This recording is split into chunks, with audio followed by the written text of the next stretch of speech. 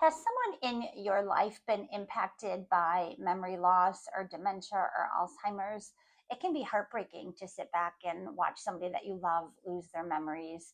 And along with that are some of the things that we love to do that, that person can no longer participate in.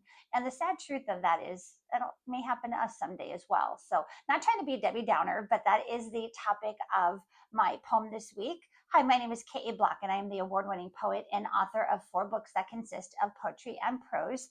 I have a blog called thepracticalpoet.com, and each week on my blog, I feature the written version of one of the poems from any of my 4 books, or maybe even some new material.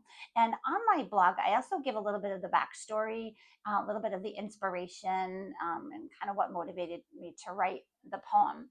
And the poem that I'm talking about this week comes from my 3rd book called Gather Seeds of Hope. And this is a poem called Twilight.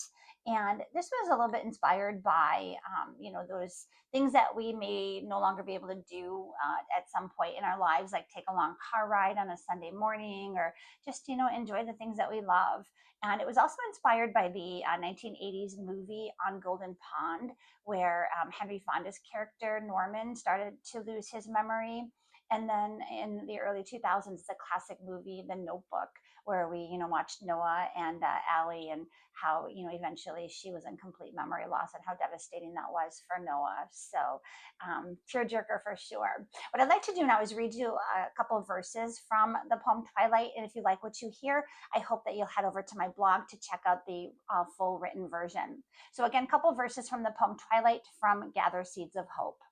When the world becomes too blurry and your sight's no longer clear, when you're feeling the frustration because no longer can you hear, when you become forgetful and memories do fade, I hope you will remember me and the beautiful life we made. When you no longer need your coffee and no longer want that wine, I hope you will remember our life and how it was so fine. When no longer can you drive your car and you feel like freedom's gone, when I turn on the radio and you cannot sing along, I hope you will recall those Sunday drives we used to take and how we'd find the perfect spot to have a picnic by the lake. And that is a couple verses of the poem Twilight. That last one gets me because one of my favorite things to do is take a long car ride with the music playing and just, stop and be a little bit spontaneous. And, I know that'll end someday. So I hope that you will check out my blog, again, thepracticalpoet.com/blog. And this poem is called Twilight. And I hope to see you there. Thanks. Bye.